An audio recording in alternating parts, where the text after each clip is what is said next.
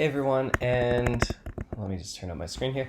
Welcome to your Metabolic Substrates and ATP Total Summary section of your video lectures. So what this component will do, as I mentioned in some previous sections, is give you a rundown of how much ATP do we actually get from different metabolic substrates that we ingest and then metabolize or catabolize as we break it down through our different energy bioenergetic pathways. Okay, I'm gonna go a little quick. I won't necessarily speak and cover every single point on all the slides in this particular lecture, and even if I don't in some other lectures, just know that you can always pause, read through the slides yourselves, and then continue forward. Or if you need a bit more explanation or depth, obviously there's always your textbook available to you. Okay, so let's get started with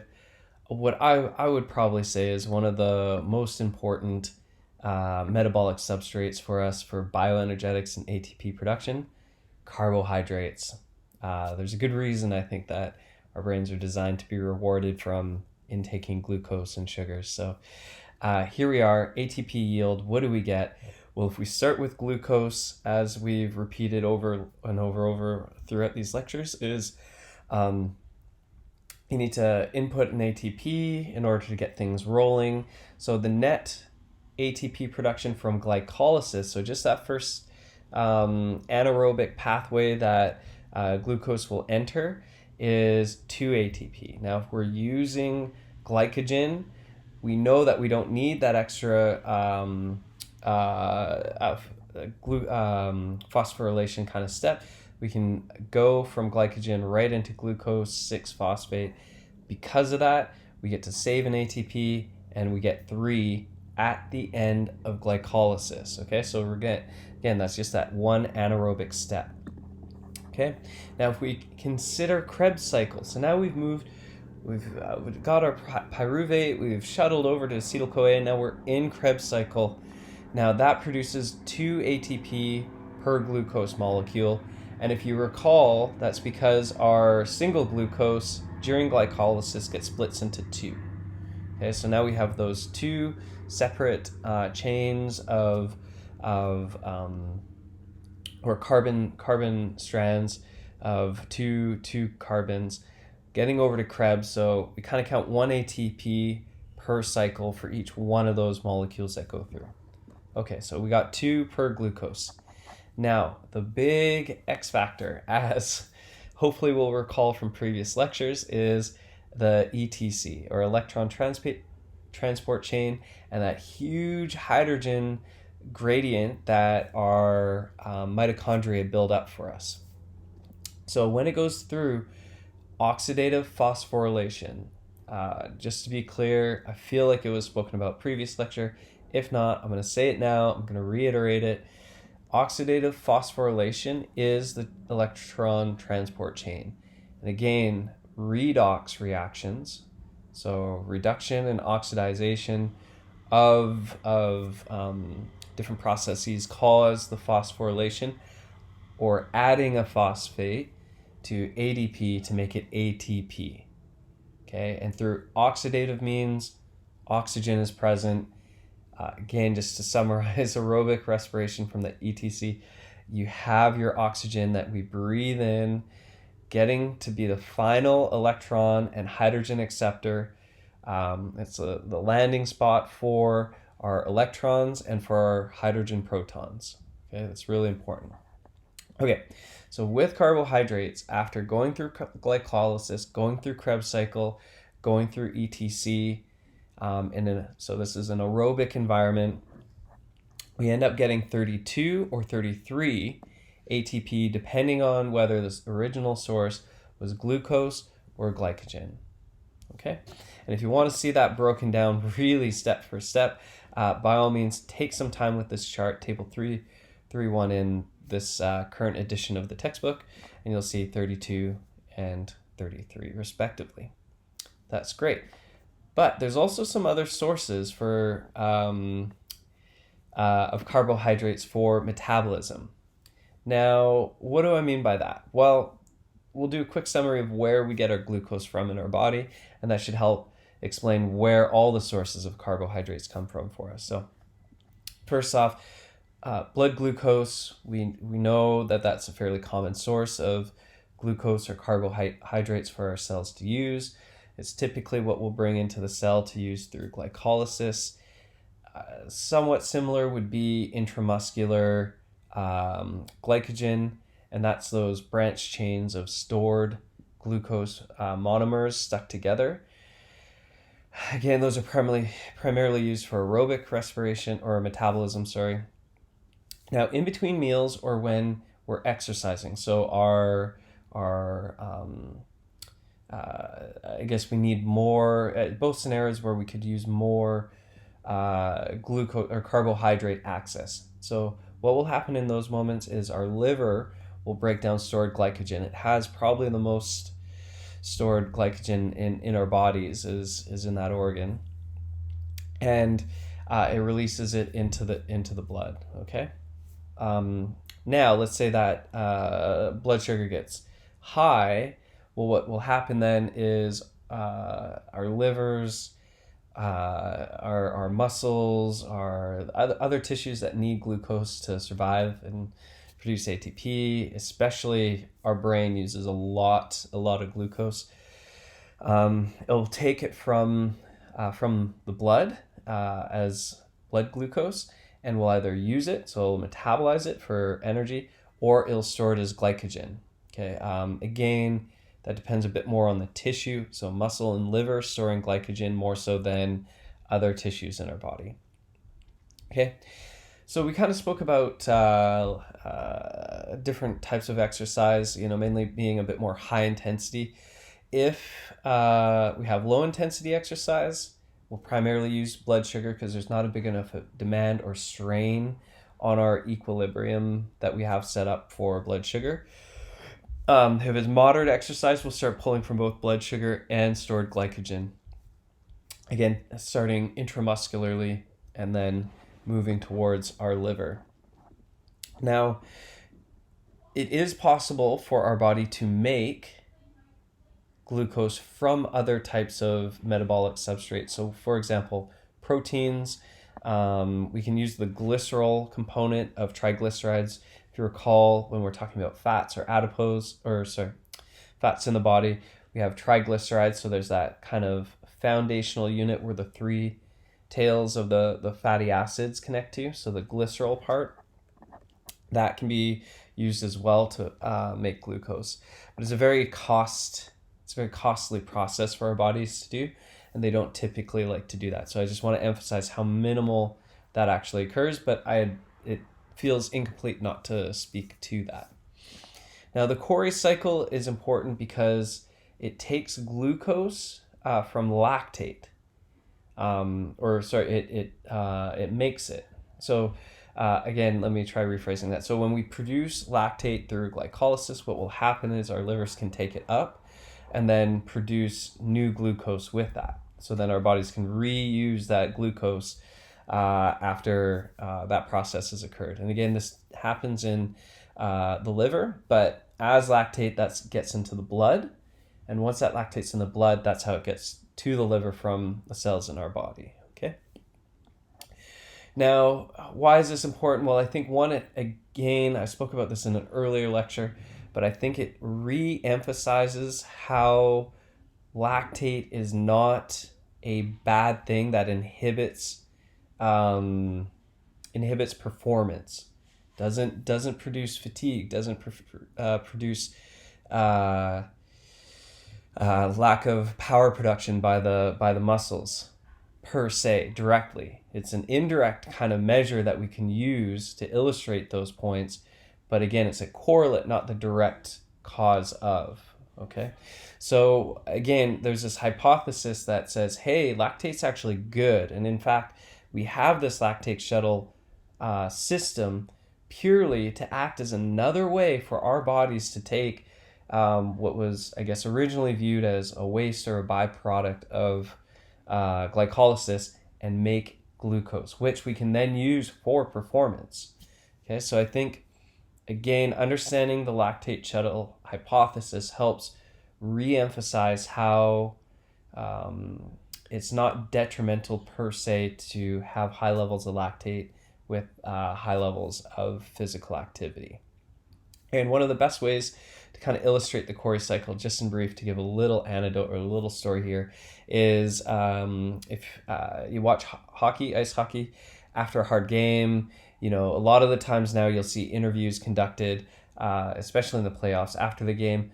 What's happening? Well, all the players are on bikes, I'm thinking with the NHL in particular, and you'll see, they'll just be lightly spinning out on stationary bikes. Why is that? Well, very, very low level activity will help generate or help continue this turnover of slowly just using up some blood glucose so that it encourages the lactate shuttle process to occur to make new glucose for the body. Now, it's not taxing the body because the effort level is so low. It's like a 3-4 out of 10 effort level, maybe. And so it stays at a level where the players aren't causing strain or stress on their muscles, but they're helping turn over this lactate in their blood into new glucose that can then get stored as glycogen, so they're ready to go with some fresher, more energized, saved legs for the next day. Okay, so let's take a little peek at this diagram, trying to illustrate a little bit that the last few slides that I said. I think the key thing to remember in physiology, whether it's exercise phys, general physiology, whatever, the body is always trying to maintain equilibrium. So it's always in a balance at this particular range that is best, helps it best function, okay? And so hopefully keeping that in mind will help understand what this diagram's trying to show you. Again, spend some time with it. I'll go through it a little quick, just to keep this lecture short. This is a few slides to get through, but again, the liver is a good source for glycogen. So if we need it, the Cori cycle, again illustrated here in blue, will produce more glucose, which will then become blood glucose, which can then get to, say, skeletal muscle that's working. Okay. Similarly, once we produce lactate, again, lactate gets converted to pyruvate and then glucose, which, depending on the demands or needs of the body, it'll either go back to the liver to get stored as glycogen or move to the blood out of the cell to be used as glucose by working skeletal muscle. Okay, so that typically is low intensity exercise or rest. And again, I wanted to try to bring that story up of the hockey players on their stationary bikes after a big game. Again, low intensity. Okay, let's flip that on. Let's go the other way. Let's look at high intensity exercise. So this exercise is so intense that the body is pulling from that stored energy, that higgly-piggly mess of stored glucose chains, aka glycogen. So it's going to take some of that stored glycogen, put it out in the blood just to be used however we can. Or sorry, I guess this is illustrating more specifically glycolysis. So we make pyruvate, we make lactate, which can then go through the Cori cycle and back into our blood to be used by lactate again. I think that's the main key. And if you follow the lactate shuttle hypothesis, once we go through glycolysis by pulling from glycogen in our muscles, this is like in the muscle, this is in the blood, this is in the liver, just to try to give a bit clearer context to what we're looking at. So if you follow the black line, once we make our lactate's in blood, gets shuttled back to the liver as lactate. It can be converted to pyruvate, to glucose, back to glycogen, and then used at any of these stages in the opposite direction as needed. Okay, so again, I think the big key here is to understand glycogen and glucose work in a balance. Liver and skeletal muscle are kind of storages and or places where this energy gets used and metabolized. And we have these recycling systems for lactate, converting to pyruvate, or just generally lactate to glucose to glycogen. And these cycles are made and ensured that we are recycling and not wasting this energy.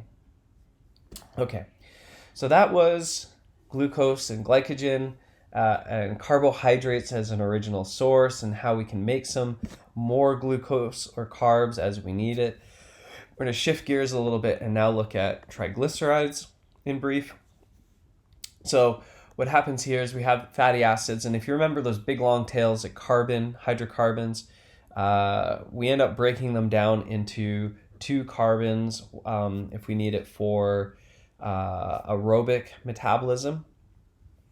And so what we can do with that is, we can make glucose from it, but primarily we want to consider fats being used in beta oxidation, or this process where we make these two carbon subunits, acetic acid, that then becomes this precursor acetyl-CoA.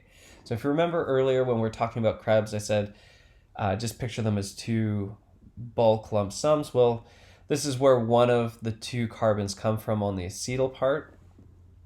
And as we remember, as this acetyl-CoA, or this two carbon chain, gets metabolized through Krebs, the main thing that we're getting out of this is not necessarily ATP immediately in Krebs cycle, but we're getting NADH, FADH2, and those two things are what primarily gives us ATP later in electron transport chain. Okay, just a little reminder there. So we got acetyl-CoA, and the longer, so if you can imagine the two carbon subunits, the longer the carbon chain, the more carbon subunits we can get, and therefore the more energy production at the end of Krebs and ETC we get.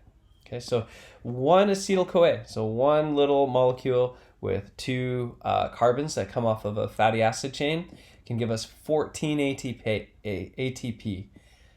I was just getting so worked up there. It's so exciting. That's unreal.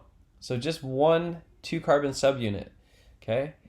And so how does this look when we actually calculate it all out? Because right now you're thinking, hey, wait, 14, that's less than 33, 32, which is what glycolysis gave us. So why are we getting excited about this? Let's take a look. Because again, once all is said and done, we get to 106 ATP produced once we look at, say, a 16 carbon fatty acid chain. Okay, we got 3 of those per triglyceride, right? So that's a lot of ATP getting produced very efficiently. Okay, and again, if you want to take time, just check out where each of these are coming from. Again, it's per 16 carbon fatty acid here. So you add on a few more even numbered carbons onto this chain, you're going to have even more than that. But 16, 18 carbon fatty acids chains are some of the more common lengths in the body for triglycerides. Okay, pretty amazing stuff, hey? Great. So as far as mobilizing or generating these lipids to be able to be used, a lot of them are use these enzymes that are hormone sensitive. They break them down inside our storage or our lipid cells or adipose tissue. And then once it becomes once it becomes fatty acids, we call it free fatty acids, they go into our bloodstream and then can be used in aerobic metabolism through beta oxidation, which is what we just spoke about. Okay. Yes, I think that's primarily for here. So it is possible to gain fat, so to move to the storage component of adipose tissue or lipids in fat tissue, and it's possible to do that by having too much protein and too many carbohydrates. Those both will end up getting converted and stored as fat. Okay, let's shift gears and very briefly cover protein.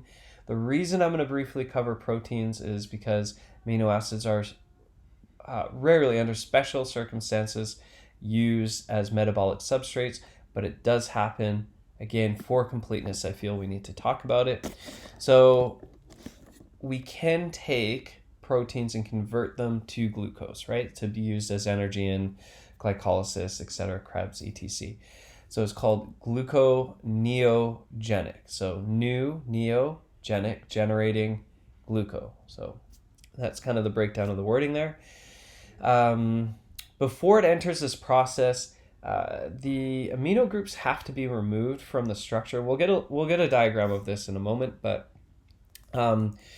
yeah, so it happens through a few different ways, and depending on where it's transferred to, there's transamination. So anim or aminination is the amino acids. So the amino group gets transferred, and you've heard of keto acids or ketogenic diets. Yeah, it's related to this process for sure. Yeah, we'll if you want, you can.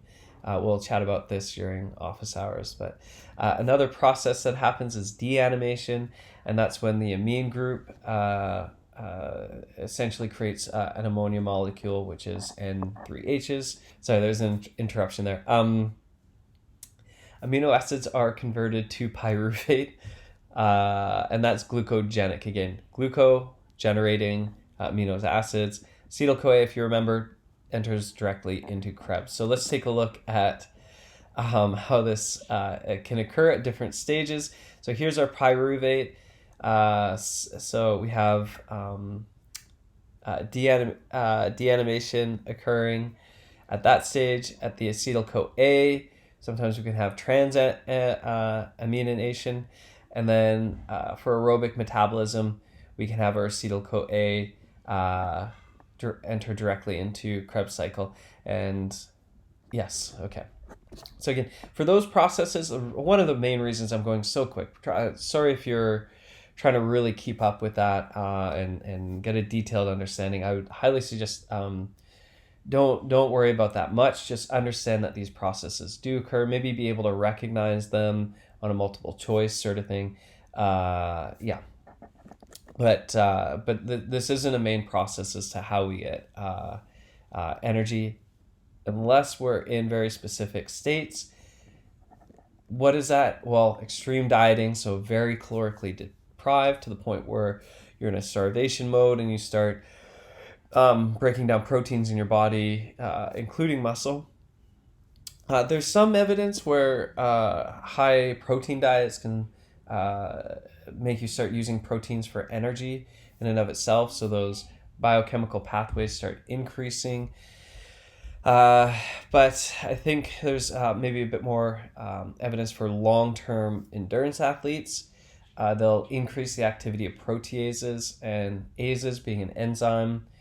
A lot of the times enzymes break things down. So you can think of a catabolic reaction occurring as these proteases break down more proteins. Typically, long-term endurance activity is excessively long endurance activities. You can think very, very long-term hiking trips potentially with little nutritional intake and fairly good intensity. Similarly, I guess like Ironman events, Ultraman, or things like those are the only ones coming to mind right now. So there's that. And there's the textbook kind of brings up a point. I just wanted to touch on it, is that exercise is necessary to minimize the muscle loss during dieting. And one of the reasons for that, a lot of people think, like aerobic activity or whatever will help you, will make you lose your gains or lose muscle, and that's not true if supported with good nutrition. In fact, the opposite can happen with high intensity aerobic activity. You actually can put on muscle. If you want a good example of that, you can look at track cyclists or even track runners. Typically the sprinters have quite a bit of muscle mass, relatively speaking. And so usually what will happen is you'll lean out. And again, it's because protein is such a hard substance to use for energy, typically for the body. So it likes to avoid it. Okay. And I kind of like this, just as a final note to end this lecture on, is if you have triglycerides, that turns into fatty acids. So now that you have fatty acids, you can convert that into acetyl-CoA, and you can take your amino acids, turn that into acetyl-CoA, which we know and recall is a very, very important key factor for what? Krebs cycle. Excellent. Good answer. I'm sure you answered along at home. We come back around to triglycerides. They can also form glycerol, which can then get turned into glucose, and through glycolysis into pyruvate, which will then, in the presence of oxygen, go on to Krebs cycle, or we can convert back into glucose, right? Amino acids also entering at the pyruvate state. Okay, thank you very much for your attention. Cheers. Again, hopefully that just gives you a quick overview of how different metabolic substrates produce different numbers of ATP. That was the key takeaway from this presentation. You need to go back and double check that. There's those tables, in particular for carbohydrates and fatty acids, or fats. Those are the ones to know and have a good idea of what's going on those tables. A lot of this was supporting information. Being aware of the Cori cycle and how and when it likes to contribute to glucose is also a really important point. Okay? Thank you all for listening. Cheers.